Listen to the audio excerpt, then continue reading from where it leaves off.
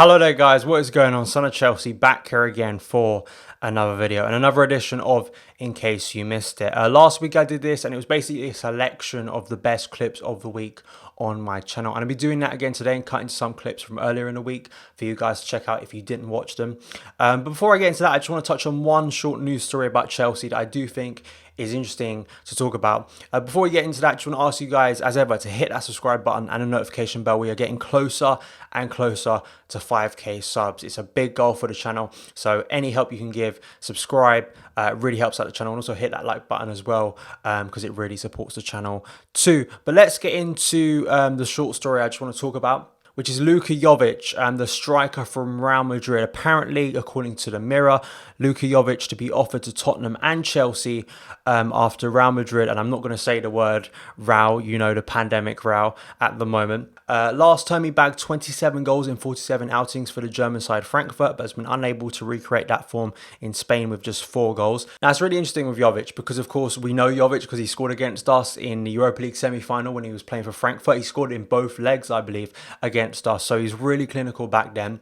I think a lot of people believed he was going to go to Real Madrid and continue to score goals, but he struggled like a lot of players do. Even Eden Hazard has struggled there this year. But it's interesting with Chelsea transfers because I made my video yesterday where I talked about Chelsea transfers, the ins and the outs, who I think Chelsea should buy and sell. Go and check that video out. Really went in depth, and I didn't speak about Jovic in the striker department, but I'm quite relaxed on this. I think that he could be a really good signing, and I know a lot of you guys in the comments always talk about him, and he was really good last season. You know, he really was someone that excited a lot of people. Fans were hoping maybe Chelsea could have bought him if the transfer ban hadn't have been upheld.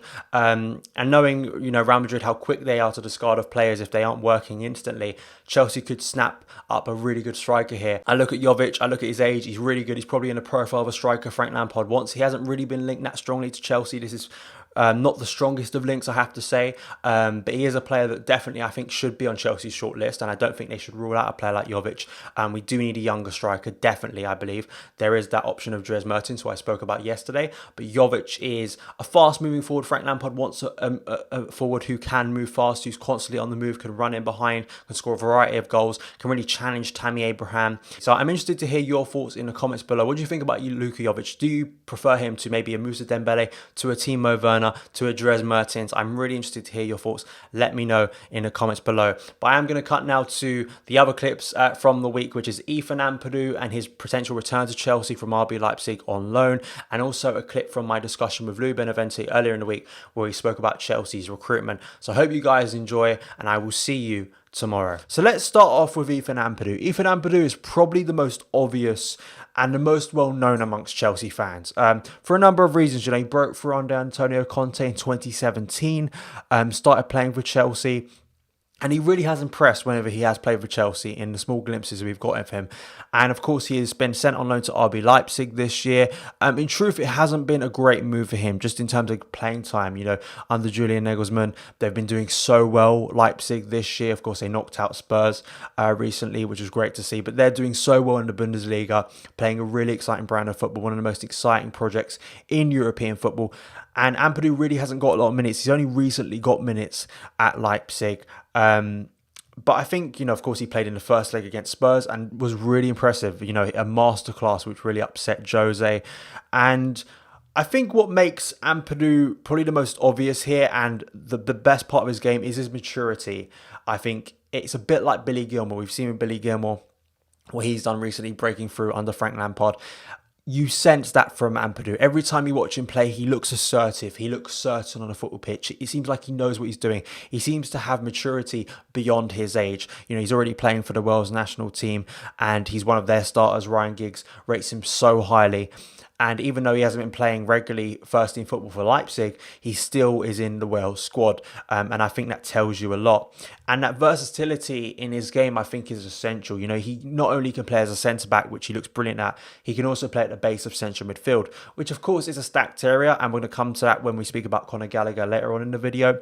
But I do think that helps Ethan Ampadu's case when bringing him back to Chelsea. And I think that Frank will look at that and see a player that can maybe play in a variety of positions. And whilst Frank's figuring out his best system and best formation and what his best 11 is going to be, I think that can give Ampadu the edge. As well, with the other players we're talking about, Ampadu is playing at a much higher level, playing for Leipzig, playing Champions League football, winning Champions League football. Leipzig could go the distance, if the Champions League ever resumes. But as well, it's a good level of football, and it's given him probably a lot of experience under a really progressive manager in Nagelsmann. So I think that probably has helped him as well. His calm demeanour, his character, I think are all positives here.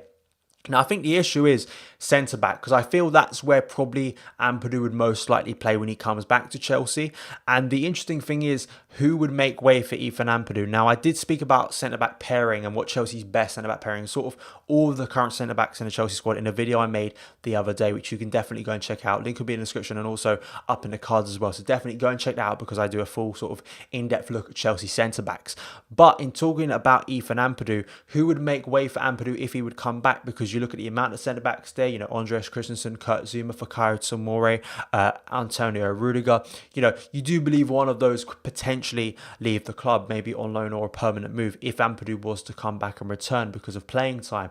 It would maybe aid a player like Ampadu, if he isn't going to get substantial playing time under Frank Lampard, to just have another loan move. But I do believe he is most likely to return to the first team next year. I do believe he is probably now ready to get that time. And I think Frank Lampard has proven this season he is willing to give young players time. And I think Ampadu will look at that and think this is the perfect opportunity to break through at Chelsea and really stake my claim as one of Chelsea's best defenders. So I do believe Ampadu will be returning to Stamford Bridge in the summer. I take Liverpool. And like I said, I despise that club with a burning passion. I hate it.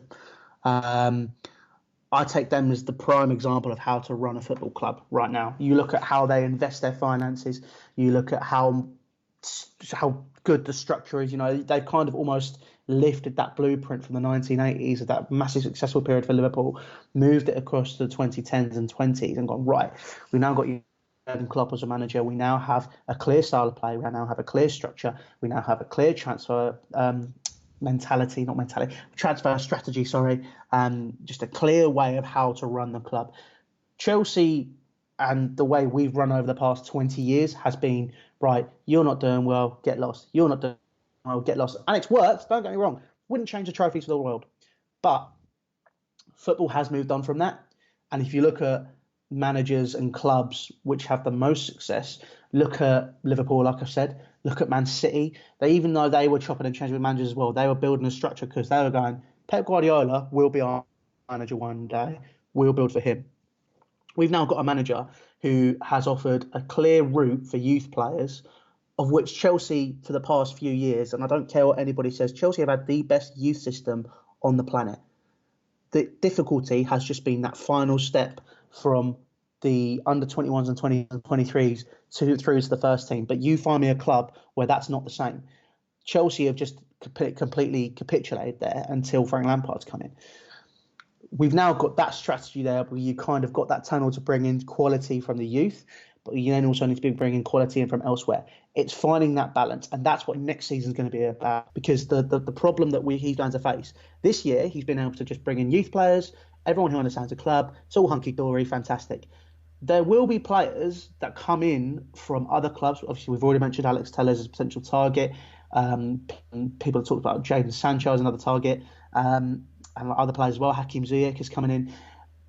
Out of these three there, I think the biggest thing that Frank Lampard has to consider is not just the raw talent that's available, but you have to consider the social aspect. And I think that's what a lot of people overlook because they're playing FIFA or Football Manager when it comes to making signings. Jadon Sancho for me, or Ben Chilwell, the reason I mention these guys is because, one, they're English. This isn't me being very Brexity. Can you imagine with a name like mine being very Brexity for a start? It's a case of, from a social aspect, they already know Tammy Abraham, Callum Hudson-Odoi, Reece James, Tomori. These are all guys which hang out together with each other when they're on England duty. They're all mates. They all know each other. Jadon Sancho grew up with Tammy Abraham and Callum Hudson-Odoi, really good friends. So it's a case of you be investing in a young player. No doubt right now he's one of the best in the world and probably the best league from a footballing perspective right now as well. who would be coming into our setup. Hopefully, fingers crossed, if it does happen, that's who I'd like. That's my first choice target. Which is another issue with Chelsea. Like I was saying with transfer strategy, we have a tendency over the past few years. If we have to list of 5 targets, we always go for the one in the middle. We never go for our top choice. Now we have the money, we have the time, we've had the investment because of 3 windows where we're not going to spend money, or 2 or 3 windows. Literally, we've just got to now go, right, top target, top target, top target. We have the finances to do it. We have, from a financial fair play perspective, the ability to do it.